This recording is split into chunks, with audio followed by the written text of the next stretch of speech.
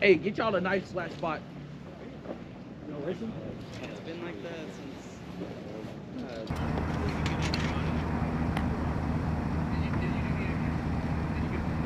Bottom. Okay, so this one goes under here, goes under here, here. Which side? The left one got to get tight. And the back one got to get tight. Put it down. Push, Claudio! Go to the other side.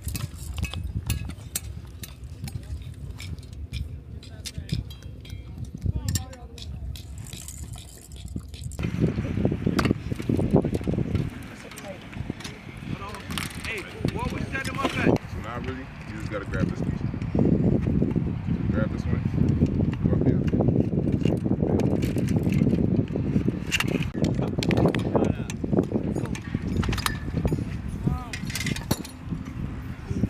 Keep it up. Hurry up.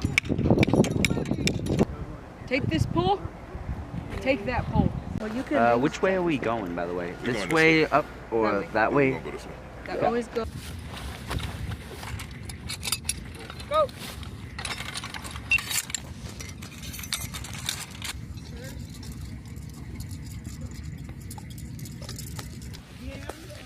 What the fuck? The other one. God damn it.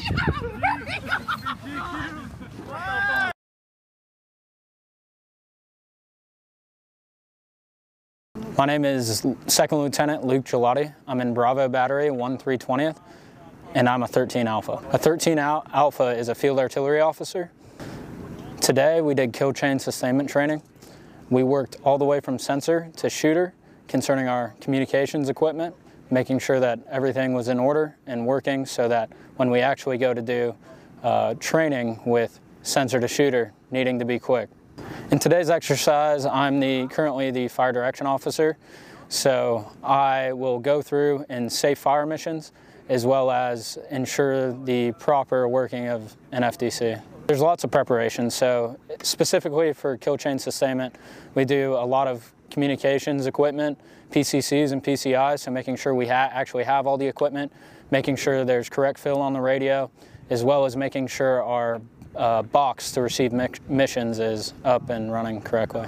This training is important to mission success because there's no way to actually get the guns to shoot without knowing where the target is. So by utilizing kill chain sustainment training, we're able to effectively communicate all the way from the observer to the guns while making the process as efficient as possible. Today our team did great, all the way from the newest person in our unit to the oldest person in our unit. We were able to effectively get good communication from our sensor to shooter. In modern combat, the quickness of getting a target to the guns is extremely important, especially utilized today in current conflicts going on across the world. You see the growing importance of artillery, and so for that, the first thing that needs to happen is someone needs to call up a target, or a target needs to be established. And if no one's calling on that target, then there's no way we can get the guns to shoot that. And especially with the advancement of electronic warfare, there's even a bigger need to emphasize the use of communication equipment. In terms of modernization, the biggest thing is going to be shoot and move.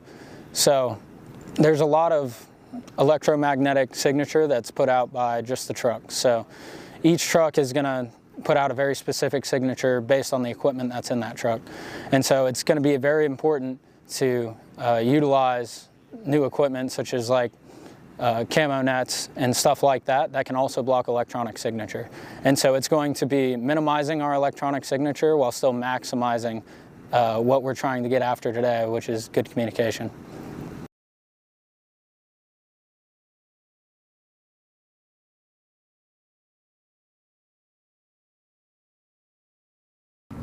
Good afternoon. I'm Staff Sergeant Ricardo Blackman, Fire Control NCO for 1st Platoon, Bravo Battery, Field Artillery Regiment.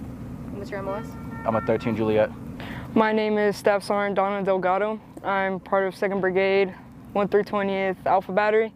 I'm a Fire Control NCO as well, and I'm a 13 Juliet, which is a fire control specialist. Today we did kill chain sustainment training, which is basically getting all our digital systems up and sending a fire mission from sensor to shooter. And then at the end, we did a OE 254 competition between both of our sections. I won. I won. My section won. No. I always won. No. So the competition is which two people or which two soldier members can put up the OE as fast as they can so they get comms with the observers. And the OE can be used for either voice or digital comms. We mostly use it for digital comms, but it can be used for voice as well. And it's also a part of our Table 5 script as well. We've been doing this every day since we got here, so about 3 weeks now. I have all of my section do it, including myself. Which is crazy. It's not crazy. It motivates them and drives them to want to be the best. I mean, as section chiefs, we can say all day that we want y'all to be the best, but them actually getting out and competing and seeing where they are and where they can improve helps them become better. Yeah, just to caveat of what he said, competition breeds excellence. So just getting them out there, getting them motivated, and just working hard. First things first, they have to walk around, find a good suitable position for our platoon FDC. No IEDs, no human residents. And then once they drop the bag, they have to open the bag, and they kind of have to communicate on what their jobs are as a two-person team.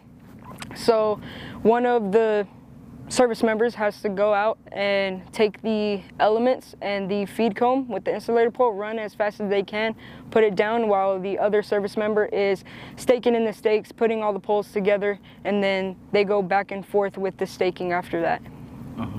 And to go off what she said, suitable positions means somewhere that's not in a tree line, somewhere where we as an FDC can put down our net and be in a comfortable spot, and also not in front of our gun line as well.